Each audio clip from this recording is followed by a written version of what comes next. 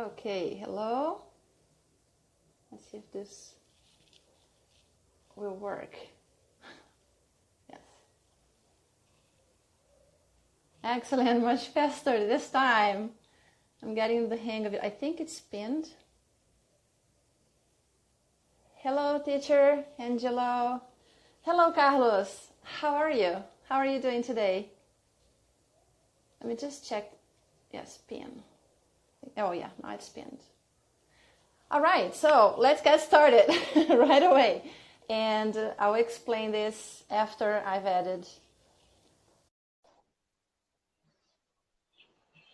So today is a chat with a special guest, Teacher Will. Well, good afternoon in your time zone. How are you? Yes, I'm doing great. How about you? I'm good, thank you. I'm really good. I'm really good. That's awesome. So I'm very happy to be talking to you today. It's finally after the whole year. Like I told you, we are just starting to feel more comfortable here, and we are trying to figure out how to use this, you know. And and I've been doing these live streams for a few days. I think I did it like less than 10 times. So, and it's actually very fun to do this and talk to people, right? I find it so fun. I would agree with you, and I do remember back in the day. I'm glad you said that because I remember we spoke a long time ago. So, and I invited you. So, and you didn't feel comfortable. But listen, everything happens when everything is supposed to happen. Oh yeah. So thank you. Thank you for inviting me, and I look forward to today's call. And welcome. So you're new to the land of live Instagram. Welcome. I think you'll find it. And I think you're an expert, right? Because you've been doing these live streams a lot. I think. I would not. I appreciate the compliment. I would not say that I'm an expert. What I would say is I'm a work in progress. That's what I would say. Give me any tips if you can let me know of any tips that you have. And by the way, if you know how to use. Sorry? I'm sorry, go ahead. No, go ahead. If you know how to use those new questions that I can't see now, but next time maybe I'll use it. Have you used that new feature? Okay, so no, I have not. Wait, hold on a minute. I'm sorry, teacher. Before we get started, I'm sorry, my followers will kill it. Could you just introduce yourself to my followers before they kill me? Yeah, it was just breaking the ice here before introducing ourselves. No problem. I'm good. I'm good. Go ahead. Ladies first. All right. So my name is Erika. I'm teacher Erika. I teach English, and I have been teaching English for a very long time. I'm Brazilian. I've always lived here. I lived in the United States for a year as an exchange student a long time ago. I love languages, and this year I started learning a new language that's very exciting. And we've been using Instagram with our students. We can even talk about it a little bit. But sure. I think that's about it. What about you? Well, hey, Teacher Erika's followers. My name is Teacher Will. I am from America. I'm a native English speaker. That does not mean that you don't have to learn English from a native speaker. I am currently teaching in Jeddah, Saudi Arabia. I've been teaching now for about 7 years. Thank you to my followers that decided to stay up late if you're calling from the Middle East. So I appreciate you followers for coming and supporting Teacher Will. And I have a motto, a couple of mottos, but I think one of my followers know this a lot. I say English is for you and for me, and that to me is very important because I think that English is actually for you and for me. It's for anyone. And the other saying I have is that English is not monolithic.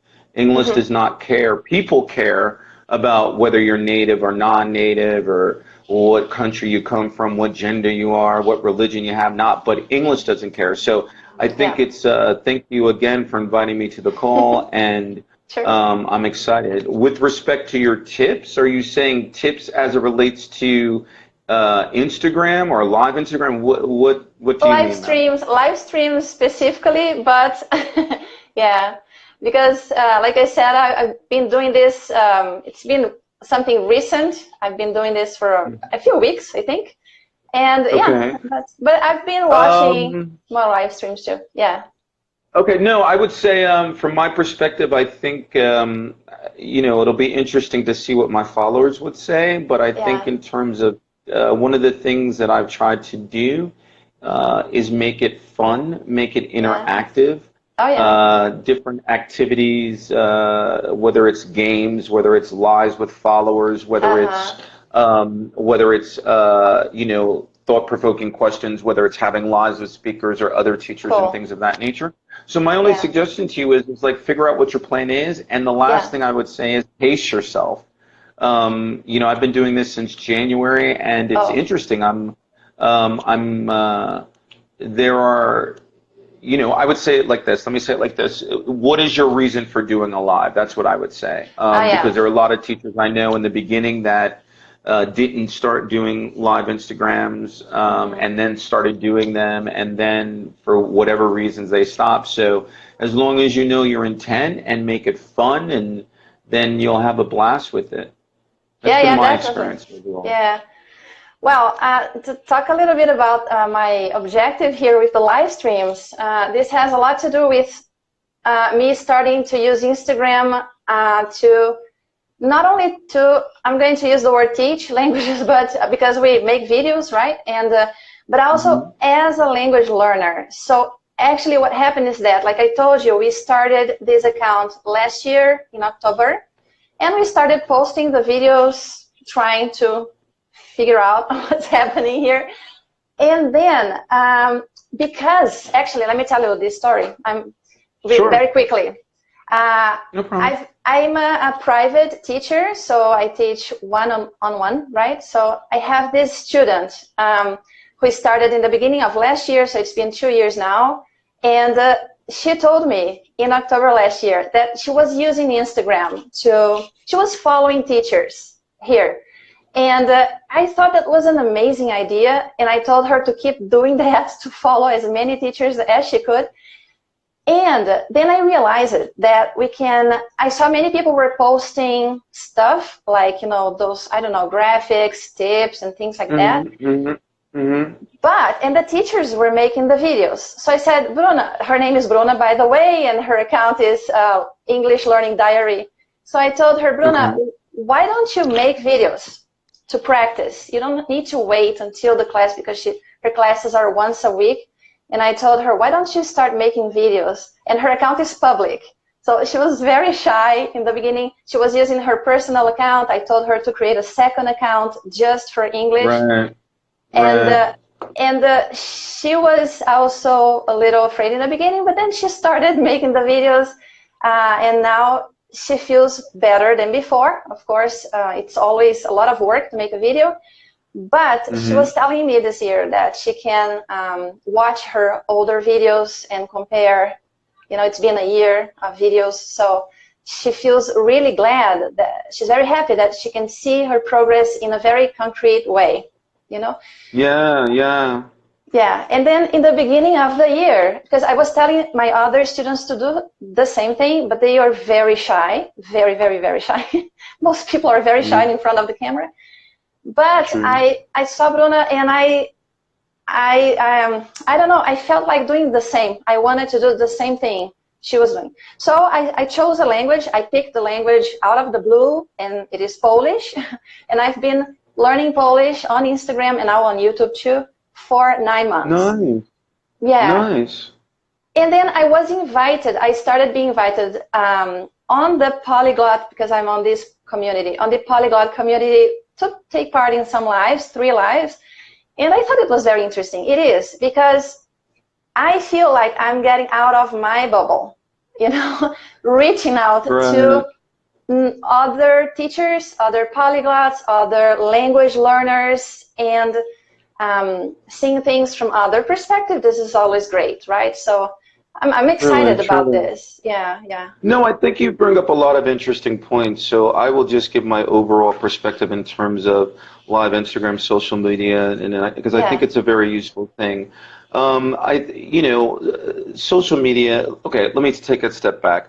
English is a tool. The goal of the language is to be understood. And so in the age of technology, we have many different tools or little toys at our disposal. And so one of the things that I've learned is that as I started this journey, I've asked Teacher Will, and I've started this journey in particular in terms of social media, whether it's on Instagram and YouTube's doing lives on YouTube from time to time, and certainly here on Instagram, is that what has worked for me is what is my intent? What is it that as Teacher Will is doing? What is my intent? What is the value and the purpose of doing a live Instagram? And hopefully, you know, you'd have to ask my followers, but if I said what would I hope, I think the beauty of live Instagram is that, or social media as a whole is that I'll talk about the positive and sometimes the negative, or things that get on my nerves. But with respect to live Instagrams, one of the things that I've liked is that it is a tool that allows an individual to focus on their listening skills or speaking skills, depending on the type of the live. Live Instagrams provide an opportunity for different understanding, which I think is so important, at least for me, understanding different cultures and different perspectives. And the live Instagrams, I think, is also an opportunity to put yourself in the learner's position. I've been very humbled and very blessed in terms of I learn from my followers, and hopefully they learn from me. But I think the greatest thing is connecting cultures and recognizing, at least for myself, it is nice that I can define myself however I ask. And there might be some people, I mean, I can remember when I first started, you know, there were people that got on the line or the live Instagrams that might be from completely different cultures and have historical or political or religious or whatever conflicts with each other. And I was just like, yo, save the drama for your mama. Because I do think it provides an opportunity for connection and understanding. That though you know, we have similarities, and we do. And I think it's important to recognize that we have similarities and also difference. So it's, you know, for me, I've learned intent. I've tried to learn in terms of, hey, what do my followers want? Some of my followers, and also, here's what I would say: I can't please everybody. You know, nor is that my intent. And I think when I started, if I do a retrospect, in terms of if I look at myself in the beginning and last year, I've always just tried to be authentic, and I've always tried to have a message. And for me, live Instagrams, I think, particularly giving, if you want, or a learner wants, or a teacher wants, giving followers the opportunity to participate in a live Instagram is just the ability that visualization is extremely, extremely important, I think. Because in the English field, and this is just my perspective, you know, I'm a native teacher. That means nothing to me. Just because you're a native does not mean that you're a good teacher, in my humble opinion. And I think for me, I've tried to focus on fluency. So at the end of the day, I think it does provide a good avenue, connecting cultures, having people learn. And you made a valid point, Teacher Erika, to get out of your comfort zone. I mean, I've sang on a live Instagram. I've acted crazy. Some of my followers were like, oh, you went savage. But again, I think it's what you want to do with it, and what's your intent. Drawbacks, I would say, no one's really asked me this, but I'll share it. I think drawbacks of live Instagram or social media sometimes as a whole, and I've learned this, is that, hey, there is you know, you have some people that are involved in cyberbullying, or you know, that's something, or sometimes followers just, you know, to my earlier point, you can't please everybody. But I think it's a thing, you're mature, you're smart, it's just how you manage it. The last thing I would say is that there are some people, not all, and I'm really lucky to have good followers, like from all over the world, but I think the thing is that there is a small percentage, that expect for you always to be on call, and don't necessarily appreciate the work that is done, or they assume. So social media is a very good thing, but I do think a drawback of social media sometimes is that people assume things should be for free. And if you're teaching, whether you're teaching online or face-to-face, I say to my followers a lot of times, what you put in, you get out. And so a teacher has a right to, whether they want to do a service for free, whether they want to be of service, and or whether they're going to charge. I do think sometimes is that there are some people that don't appreciate what they have, and they complain. And more importantly, my last point is that they're not accountable. I am a teacher, but I'm also a student, and my philosophy in teaching is accountability starts within. I appreciate when people say, oh, Teacher Will, you motivate me, you inspire me. You know, one of my followers, she's been with me since the beginning of OGM. She's like, oh, and I'm humbled by, she says this, oh, Teacher Will, you know, you're a teacher, but you also teach me about life, and you're a motivator. You also teach me about business. And that's nice, and I really appreciate that. But yet, I guess my followers get tired of me saying this, but I'm like, listen, it's not about me. And that's what sometimes I don't like about social media or live Instagrams. It's not really about me. The most important person on the call is the learner. And if you get motivation or inspiration or learning from me, that's fine. But there might be a day when I'm not around, or there might be a day where I'm sick, or there might be a day where, you know what, I'm really busy and I can't do live Instagram. So the most important, I usually try to throw it back on the learner. It's not about me. Yeah, it's about the learner. Yeah, I feel the same way. I was watching a YouTube video here. It's a polyglot. His name is, let me see what his name is. I forgot now. But there were two polyglots talking about ways to, for people to learn, right? You want to start learning a language, what can you do besides having, they even talk about the teacher, how they see the role of a teacher, and they mention these points. They mention the fact that they didn't talk about people complaining, but I feel that sometimes we, as learners, we complain too much instead of doing what we know what we need to do, but we complain.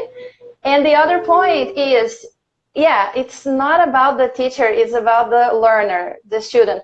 And that's what they were talking about it. And I remembered when I was a student, I started learning English when I was a teenager. This is very common here in Brazil. Right. We learn at school, but school is not enough. So if you want to really start speaking, you need to go to language school and practice there. And I think we're trained. I remember that the teacher used to tell us what to do, and we couldn't do more than that. It was before the internet, first of all, you know. So don't take a look at the next point. Don't just do this. Do this exercise for this is your homework for next class, and don't you know, read the next few pages. It's just one thing at a time. It didn't work for me because I was a little impatient with that. I could have learned much more anyway. So each student is different, right? And what happened is that it revolved around the teachers, and we were trained to believe that we would go to school, and then the knowledge would be imparted to us. We would start speaking right away. It's not, and we would like just sit back and, you know, wait for things to happen. And I think this might be changing with the internet. I hope so. I hope that this mindset, I don't know. I do. How do you feel about it? No, well, you know, it's interesting, Teacher Erica, because I think you make a valid point. So let me, a lot of good points that you were saying. I think that I do think that what becomes important is the following, at least from my perspective. So before I decided to become a teacher, right, I went back and I got my TESOL certification. So yeah, it's great. I have an English degree. I double majored in English and history, and I and then I went back to school and got 2 graduate degrees. Great. Nice. Business and education, right? Yeah. But I do think that you built up something very fundamental. And it's with respect to the ESL industry as a whole. And I do think that the ESL industry as a whole hopefully will change even more, and I'll incorporate your point with respect to social media. What I think is important is the following, that regardless of where an individual comes from, in my humble opinion, you cannot teach English the same way that you teach your native language, whatever your respective native language is. And I think that is the shift. you know, me personally is that, okay, great, I'm from America. I was lucky to be born there and my native language is English. That does not make me a good teacher. And so what I have tried to focus on, and what I thought what is important is to focus on the ESL, English as a second language or English as a foreign language, the methodology of teaching. Whether a person has the ability to go and get certifications, whether it's a TESOL, a TEFL, or a CELTA, or if they decide to do professional development or even self-development own. I think that is what is important. Understanding that the teaching English not as a native language, but as a foreign language or second language is extremely important, number one. Number two is that the role of expectations, I do agree with you, I think has changed from being more teacher-centric to more student-centric, student-focused, utilizing the communicative aspect of teaching, right? Now, you bring in the internet, right? And so, or social media. I do think that that is changing but it depends again on many different factors. And one is, it ultimately comes down to the teacher and the student. At least for me, I can't speak for everyone. You would have to ask my followers. You know, I did a live Instagram earlier tonight, my time zone tonight, and I would like go live, you know, and it was kind of like pulling teeth. I'm like, I am not a traditional teacher. If you like that, that's fine. Everybody, Ask Teacher Will is not for everybody, and I'm cool with that. But it's setting expectations in terms of saying, hey, my followers know this. I have a very simple thing. When I started out on Instagram, I think one of the first videos that I did, or one of the first things I said on live, my OG followers will remember this. I'm like, I have a GPPPP. What is your goal? What is your plan? You pray, and if you don't believe in prayer, call it belief in yourself and produce. And so what is important, because I teach English face-to-face for a private business institution, right? Okay. So I tell my students right off the bat, and I'm kind of like, hey, listen, what is your accountability? Because the old rules of changing, and social media, I think, with so many different resources out there, applications out there, or whatever, the role is now more being from less student, from the teacher to be more of a coach, a facilitator, a mentor. And that is particularly might be hard for some students. And what happens is that one of my followers, Ain't the Same, hey, Ain't the Same, said, it is, technology is getting, or learning is getting easier because of applications and technologies. Yet that is true, it's beneficial, but yet it is making some people lazy. Not all, but lazy. Because at the end of the day, there is no pill. If you want to be fluent in a language, if you want to be fluent in English, or if you want to be successful in life, but we're talking about English, there is no magic pill that you can take. It would be nice, but there is no magic pill that you have to take. You have to work. You have to say it. And the last point I would say, it's mindset. It's very much of a mindset. Stop, you know, I did a video on YouTube a long time ago. Stop saying I can't. You are it. Actually, the name of the video was, you are what you think. There's so many learners out there saying, like, I can't do it. I'm worried. Who cares? What is your purpose? Like, really, who cares? The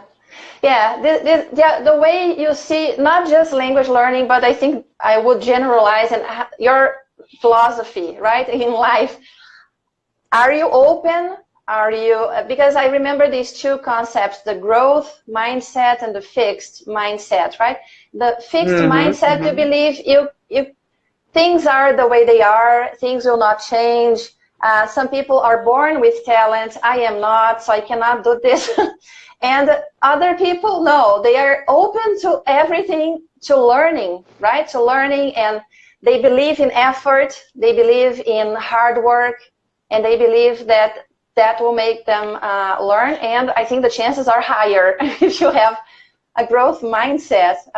Well, yeah, I mean, and to your point, Teacher Erika, yes, I mean, I would say it another way. I did a video in terms of fear. I mean, I think, you know, my perspective on this, people live their lives either for two things, to embrace love or to run away from fear. I did a video, fear, oh, I got fear of how I sound. I got fear of it being embarrassed. Well, you know what? I made it an abbreviation, face everything and rise. So mindset, regardless if it's fixed or not fixed, for me at least, regardless if it's like I'm embracing love or I'm running away from fear, it's mindset.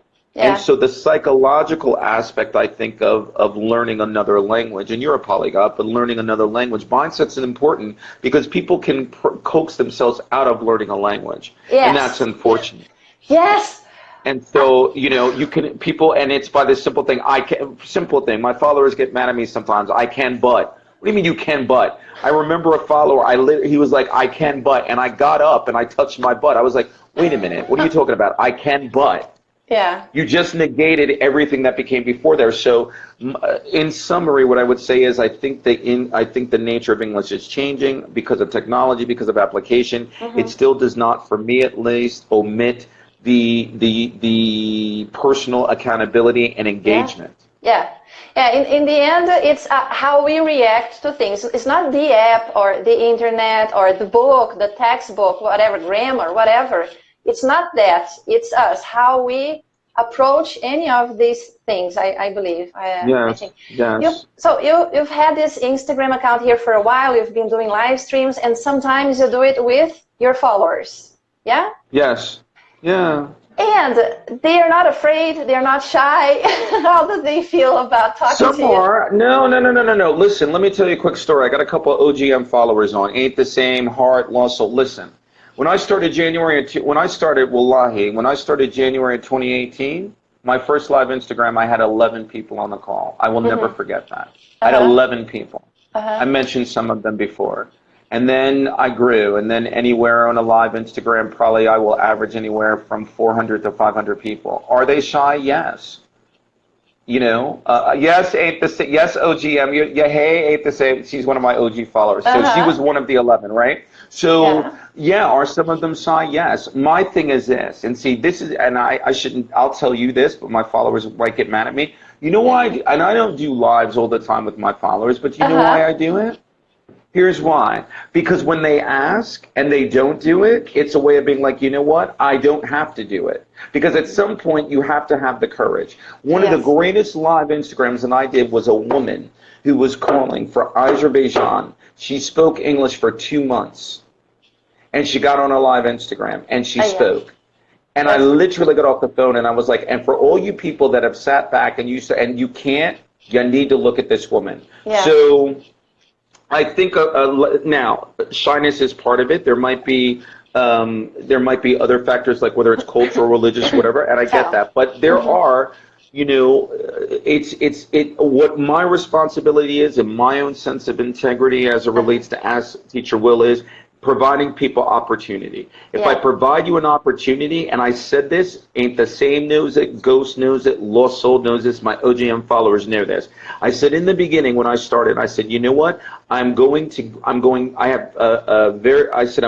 give you an opportunity. What you do with the opportunity is on you. But you will never say that Teacher Will did not give you the opportunity. And so followers, why do I say all of that? Whether it's my followers or Teacher Carl or Erica's followers, excuse me. Not because Teacher Will is all great, because I'm not. I'm human just like anybody else. But you can sit back and I'm like, there are opportunities for you to learn every day.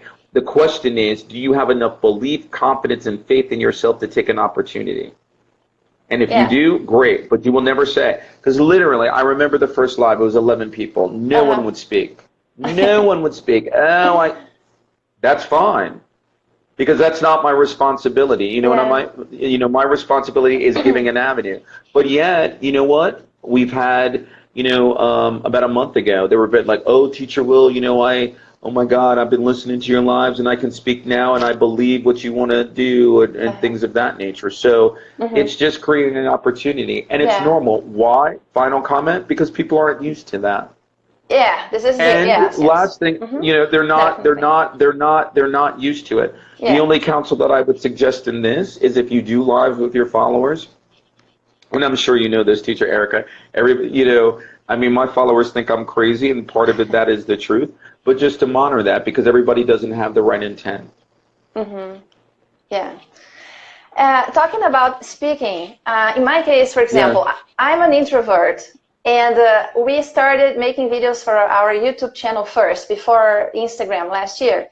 And the first videos were very strange, of course. I don't know if you remember your first videos, But when I do. It was upside down. I'm sorry. I do. It was upside down. Go ahead. I'm sorry. Oh my God! It's when the first videos are like that. Is this my face? Is this how I sound like? Oh my God! Everything is strange, right? But it's exactly like you said. It was not normal.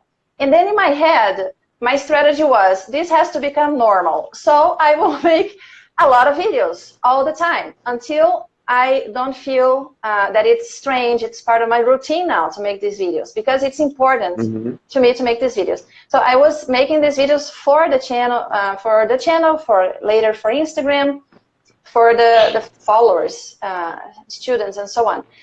But when I started, then by making these videos the whole year, last year, it was easier for me to use Instagram this year to practice Polish. So somebody asked me what languages I've been learning. The newest language is Polish. For me, it's been 9 months. The other languages are languages I studied for a short while, around 1, 2 years, 20 years ago. There was a hiatus. And now I'm so excited about Instagram, about using Instagram to practice, that I'm reviewing, brushing up on those languages too. I'm excited to learn new languages maybe next year. So my account there now is just videos. And I started with very short videos, 30-second videos, even shorter than that in the beginning. And then I got so used to making these videos that I started making at some point it was like 3 videos in Polish and then a 4th video in another language. Nice. And I became used to that because it became normal, right? I did it so much it became normal. I think that would be that's actually what I tell the students to do, to record themselves, either using the video or just the voices, right? Record an audio, just that. Exactly. Yeah, and getting used to that and using these opportunities here, because it's not just us. There are many other English teachers here doing the same thing. And you can also take part in the lives by asking questions, practicing, right? Writing the questions. Also commenting below the posts, the teacher's post is a good way to practice too. But I feel that my students, well, not my students because they've been trained also to speak. They speak the whole class. They feel comfortable speaking to me. But they feel more comfortable speaking to other people. But yeah, of course, in public, this is another situation, another story. I understand that. But anyway, it's something that I just want to say that doing something a lot can help it become less. No, definitely. scary. I mean, you know, no, it is. And I think you made an earlier, the only thing I would say is this. It's what you mentioned earlier. It's kind of like a person has to make a decision of whether he or she, 2 points. Number one, will he or she decide to get out of their comfort zone? Number 2 is be curious, particularly as with respect to English adult learners. I get that from Barry Baxter English, so if he's on the call, I appreciate that, Teacher Barry. Be curious. I do think that adult learners are certainly different from children learners, so there should be a curiosity around that. So excellent points that you made. Yeah. We're approaching the end of the year. What do you think about goals, about setting goals? Does it work with your students, right? You have your... I do, yeah. I mean, so with respect to end of the year and the face-to-face doing, I try to set quarterly goals and once-a-month goals. I do think that goals are very important. I do know that oftentimes in this time of the year, depending on what's going on, then people, you know, will set like New Year's resolutions or they will then sit back and do an assessment with respect to what they're learning. What I think is important, or I've told my students, is it's kind of like, listen, goals are important, but have them SMART. The acronym, the specific and measurable, actionable, realistic, and timely. And so, and post them somewhere so that you can look at them, particularly after you achieved it. I do think that one of the things that I've reminded or tried to remind students about, but not often, is that, hey, write your goals down and post them. And once you achieve it, celebrate your success. Celebrate the journey that you're in right now. I do think that sometimes what students will have a tendency, or learners will have a tendency of doing is they view English over here. They're looking at they're not celebrating. Sometimes you have to sit back and give yourself a pat on the back and say, well done. Not in a rude way or a cocky way, but they're so worried about over here that they fail to realize the progress that they've made. And so I think, there have been some live Instagrams that I've done, or some videos that I've done, just to kind of remind students on that. Yeah. English is a journey, or it's a marathon. It's not a sprint. And so, again, if we talk about mindset, I think part of the mindset is celebrate your success. I do think, and I don't mean to be, ladies, I don't mean to be sexist what I'm about to say. I think people in general, but in particular women, or at least the women that I know in my life, do not necessarily celebrate their own achievements for various different reasons. So I think it's important, regardless of who you are or where you are, I think that you need to celebrate your success of where you are. And last point, you look back not to go back, but to see the accomplishments that you've made.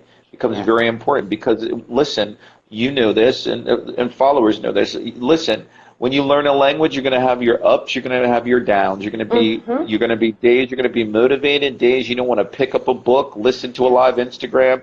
I certainly know my followers don't want to listen to me sometimes, right? And so when that happens, it's kind of like you have to go, if you choose, you go back to what is the GPP? What's the purpose of you learning the language, and motivate yourself? I say that a lot of times, but my followers probably get mad at me about that, but I'm going to keep saying it. They get mad. And connecting this idea of a goal with fluency. Fluency is a concept that can escape us sometimes. What would you say about that? How do you view fluency? Because many students, especially the ones who are just starting, they say, oh, I want to be fluent. I want to speak English fluently. So I think that's a great question, Teacher Erika. So let me address it this way. My followers know this. The goal of a language is fluency. I don't like, my followers know this, a lot of times, it's fluency. It is not accent. It is not accent. It is fluency. Fluency is lifelong. Followers, if you're calling in from Brazil, more than likely your native language is Portuguese. Right. Did you wake up one morning and realize, were you fluent in Portuguese? No. It's a lifelong process. English is no different. Now, there is a difference between fluency and proficiency. And I think sometimes what happens is that people confuse the two, right? Fluency is lifelong. Proficiency is a certain level of achievements based on what you're able to do, and it's based on all 4 skills. But fluency, to me, is much more important than accent. One of my followers, English by Maria, was on the call one day. I did a live Instagram. I went crazy because somebody was saying, I need to sound like, Teacher Will, I need to sound like you. I need to sound like a native. I went savage. I was like, shut up, excuse my English. I was like, no, you don't. You don't need to sound like a native. There is nothing the matter with people's accent. Under fluency, comes the aspect of accuracy, pronunciation, intonation, and enunciation. And so oftentimes I think that because, fortunately or unfortunately, depending, English is, yes. Is it a skill? Yes. Is it teaching? Yes. But it's also a big business. And so that's a reality. And so as a result of that is that there is a difference, followers, that I want you to understand between fluency and proficiency. So when you say to me, or you might say to Teacher Erika, well, I want to learn English and I want to be fluent, that's proficiency. It is not fluency. And proficiency in a language, I mean, if you say, if you want to go from one level to another, there are many different factors involved in that. Time, family issues, things of that nature, right? But typically to go from one level to another is, and let's say I'm a true beginner and I want to go, I'm a true beginner, I don't even know my alphabet, right? That time to go from one level up, that could take anywhere from 1 to 4 months. So that's why it's important to have smart, realistic goals. That's why it's important to understand the distinction. But fluency is the key, not accent. Yeah, good point. In my opinion. I have an issue, last point, I'm sorry, ma'am. I have an issue with respect to, just because I'm born in America does not make me, it's not the standard. Because there are a lot of students I know and some teachers I know. Oh, the students or the learners will be like, oh, I want to sound like you. No, you don't. Don't sound like me. There's no need. But what if one's setting? Wait, hold on, ain't the same. But what if one's set getting an accent as his or her own goal? Yes, ain't the same. There is a difference. There's a difference. Mm-hmm. Go ahead. I'm sorry, Teacher Erica. Go ahead. No, I'm going to say, listen, I'm not knocking if anybody aspires. This is my point, ain't the same, and others. I am not saying that if you, as a personal goal, if you have an aspiration to sound like a native, hey, Ghost, there is nothing the matter with that. But there is no prerequisite, and that's my thing. Yeah. Because that's the thing. My thing is, if you do it as a challenge to yourself, that's fine. But I've been in this game long enough, and I'm going to say this, and I don't mean to be rude or whatever like that. There is a type that thinks that just because, like, you have to sound like a native to be accepted. There is a difference between when some people do that as a way to challenge themselves, viewing that that's the gold standard. Because some of you people have a problem with people from Brazil or India or Bengali or Spain or whatever. Oh, they don't sound right. Baloney. That's what I mean. I'm not talking about if you have a personal goal to sound like a native, fine, but there is nothing as a gold standard to do that, because sometimes people's accent, just like someone's color or race or ethnicity or gender, can be used as a determining factor, and that's my point. So I'm not knocking anybody that does it, but just because I have a native English-speaking accent does not make me better than somebody. And you will then downplay or criticize somebody that has a different accent than yours. Accent is part of one's reality and identity. It is fluency. And oh, by the way, I'm sorry, Teacher Erica, I know what you're called, and I'm your guest. No, the last point I would say is this. The last point I would say is this, followers. Listen.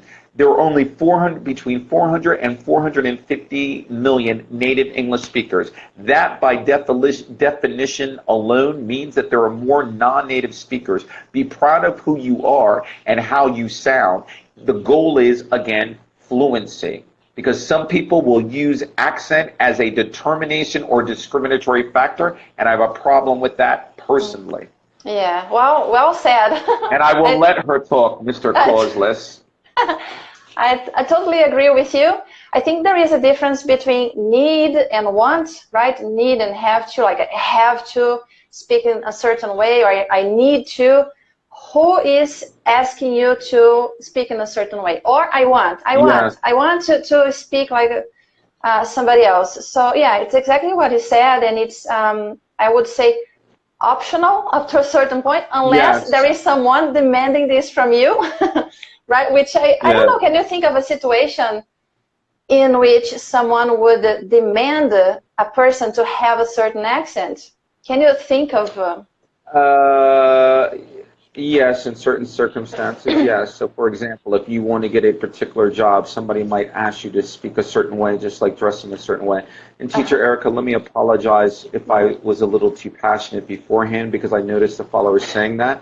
It's very, so I do apologize, I guess, but that's, followers, the only reason I did that, because it's very important to me. Yes, the last point is this, and why do I say that? Because sometimes people learning English can be the worst critics of other people. Sometimes people will tear people's accents down and the way that they speak, and it prevents a person from learning. So I do apologize for my passion toward that. No, I think it was wonderful what you said. I love that, because sometimes I feel when I'm talking to people here, I don't know if I don't know if something that I feel or if it's real or not. Sometimes I think that followers watching the live are kind of feeling this way, like making fun of somebody's accent, you know.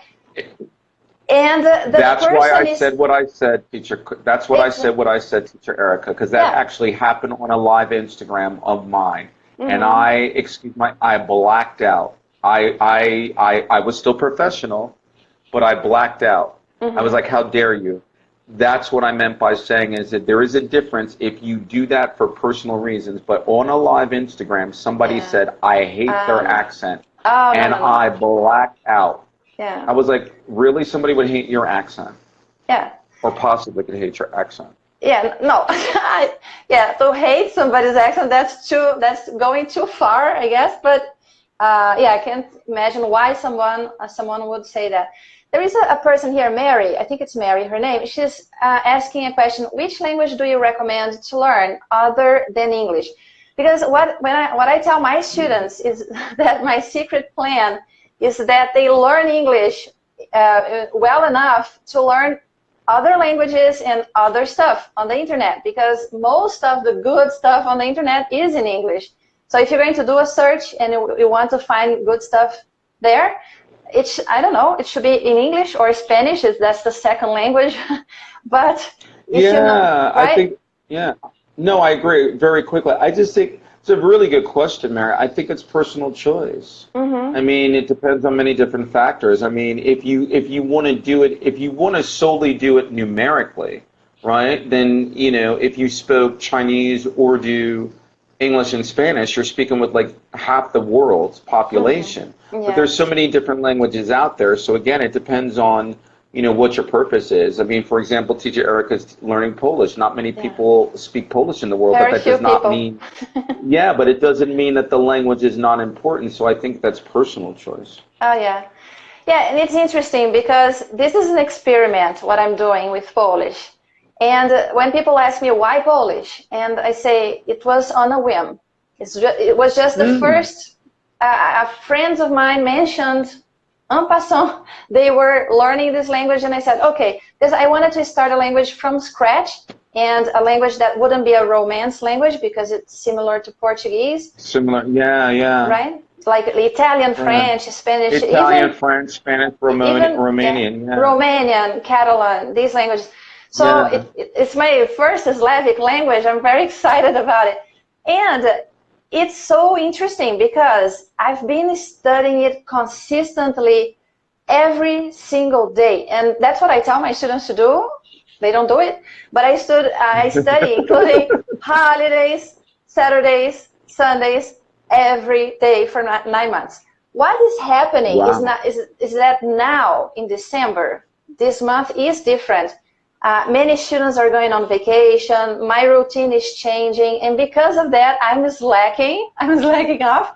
Not totally. I'm still doing a lot. I'm recording videos in Polish, which takes me a lot of energy, but I'm doing less than before. But I'm still able to do it every day, and it's amazing. It's amazing that I can do this without. I don't have a goal. This is so weird. My goals are like, I need to finish this Duolingo tree. I need to finish this book. I'm reaching the end of 2 books, by the way. Next year, so my goals are like that because during this time, I've made some Polish friends. So now I'm talking to them on WhatsApp. I'm starting to write a little bit, to speak spontaneously, because I always make videos using scripts. So I have to write the scripts, prepare what I'm going to say, practice, repeat a lot. I use Google Translate a lot. And then people watch the videos and they let me know, oh, this pronunciation is okay, this word here is not okay. You can improve this or that. So I get feedback. This is one of the wonderful things, you know, it's a benefit of making the videos here, because people help me a lot, and they're help to do it, and it's great because you're learning their language, right? Exactly.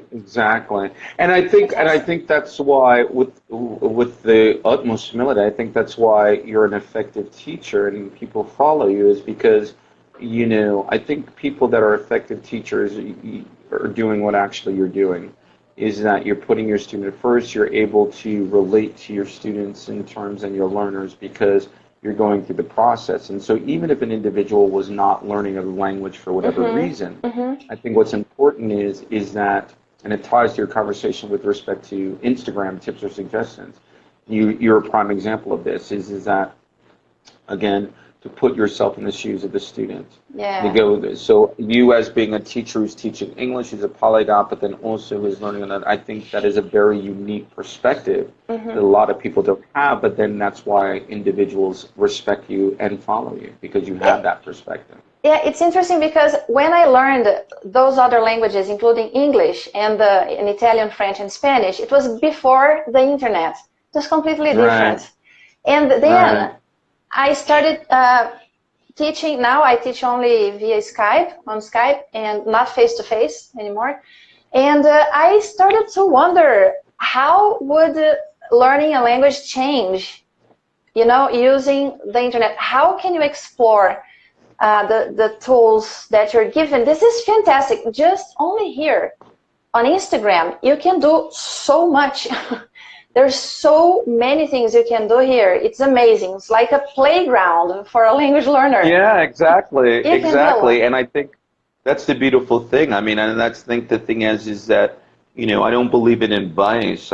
You know, I would say to your very point, teacher Erika, it's like, yo, be a kid. And, and Instagram is, definitely.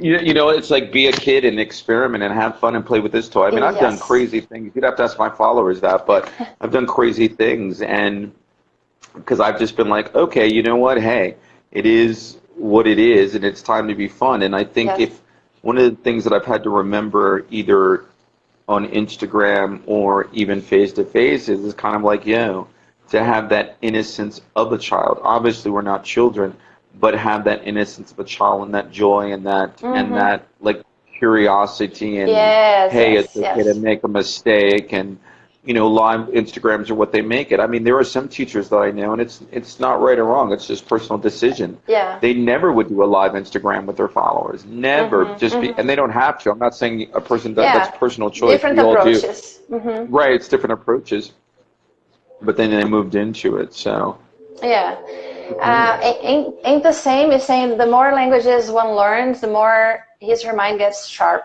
The mind gets sharper. This is interesting because I was watching this video here with two polyglots. That means they're very experienced in learning languages. They've been, you know, they've spent many years of their lives figuring out different ways to learn, which way is more efficient, faster. How would you remember words more and things like that.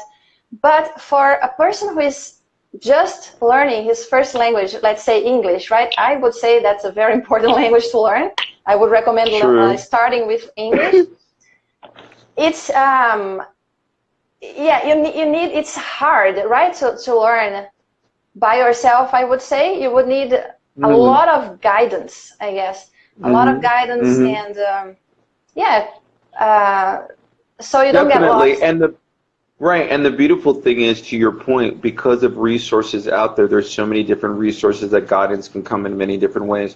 I'm sorry, very quickly, Carlos, one of your followers saying, when am I coming to Brazil?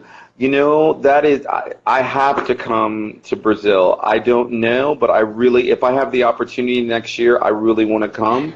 I know a lot of Brazilians in Chicago, also my followers, obviously, but I have to visit your country, Carlos, because it's amazing, and it's, so hopefully maybe next year. And then people in Saudi might follow, are you coming back? Yes, I'm coming back. It's for vacation, but I am going back to America eventually. So Carlos, to answer your question, hopefully next year. There's so many beautiful sites. I have friends in Rio. I have friends in Brasilia. I have friends in Recife. I have friends in São Paulo. So I think it would be a really good thing to do. Yeah, of course. Please do visit us here. I hope, Are there any Brazilians there in Jeddah? We have not as many, not a large percentage, but there are some. Yes, there are some. Not here, per se, in Jeddah a lot. There are more in Riyadh, for example, than there are here, but there are some. I was going to, Aliari Sasson is asking you, have you ever faced culture-bound expressions when you want to translate from English to French? Do you speak other languages? I speak French, yeah. Okay. So, do you understand the question? What does he mean by culture-bound? Could you expand? And it's late, so forgive my ignorance if I'm like not I'm focused. But what do you mean by culture-bound? Are you saying like? What do you mean by that? Maybe local expressions, unique expressions. Yeah, I mean, I think I mean, I think they're here. you know, there's certain local expressions. I think every culture or city has unique expressions that might or might not be utilized in other parts of the world. If you're asking, have I been confused in terms of translating, like maybe, I don't know what the specific points in it, but like going from English to French, no. I mean, actually it was interesting. Today I did a live Instagram and a gentleman spoke French and it was great. I haven't spoken in a while. It's like French is not commonly used here in Saudi Arabia. It's English. To your point, it's an important language. If I want to go to speak French, in this area, I go to Lebanon to speak the language. So, no, I don't.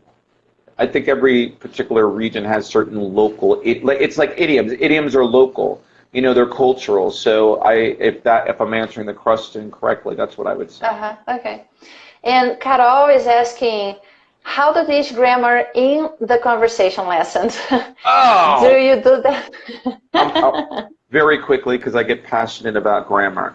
Okay, really? Tell me your views on grammar. Right, because here's why I get passionate, because when one focuses on fluency, you learn grammar. I say this to my followers and my learners face-to-face all the time.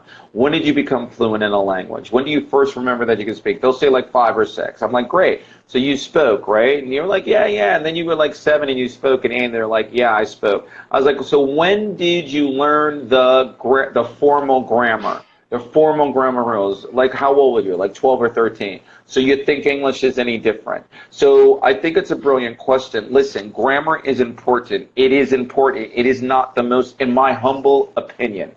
In my humble opinion, it is not the most, it is important, but it's not the most important thing. You learn grammar naturally, intuitively. Teacher Erika and I are using grammar right now. We're using different verb tenses. We've used present continuous. We use present perfect. We use past simple. We use future simple. You learn it naturally and intuitively. And then when you get a sense of, I believe Teacher Will prefers to gain grammar. Yeah, I do.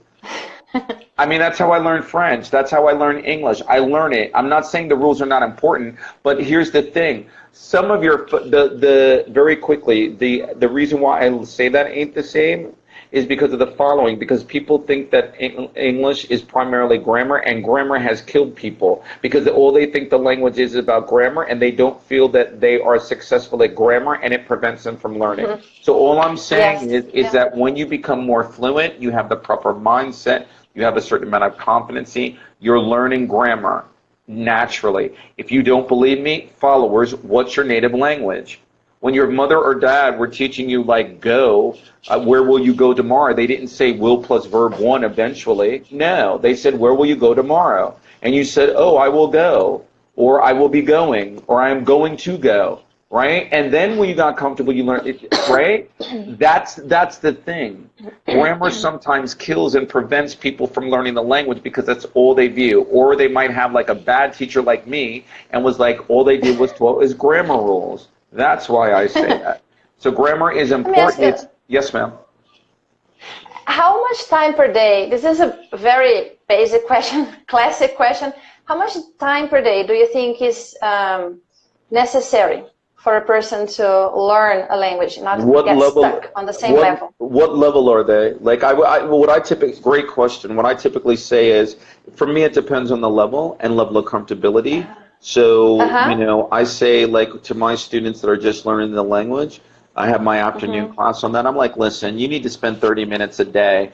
I mean, and these people are like true beginners, right? So I'm not going to say, for me, and I would say 30 minutes a day, but people at upper to intermediate level, you need to be immersed in the language as much as possible. So therefore, set a minimum goal for yourself in an hour. And whatever you do, it could be a movie, it could be a debate, it could be listening to music, it could be writing.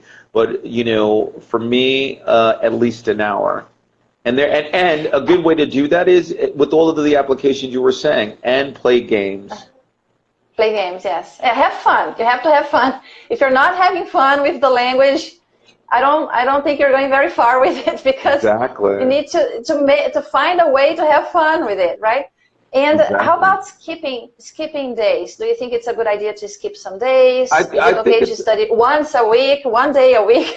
I don't think 1 day a week is good. I don't think that's effective. I think with respect to skipping days, I think it's personal choice. So let's say, so for example, there's a student that that I know, they study 15 hours per week in English, and they juxtapose the days. So again, I think it's finding out. That's for me. Final thought on that. It's 1 day a week is not good enough. I think what is important is find the system that works best for you.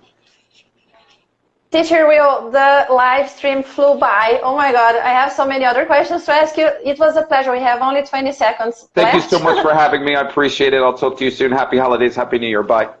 Thank you, followers, for coming. Bye-bye. Bye. Thank you so much. Bye-bye. You're welcome. Bye-bye. I think it's here.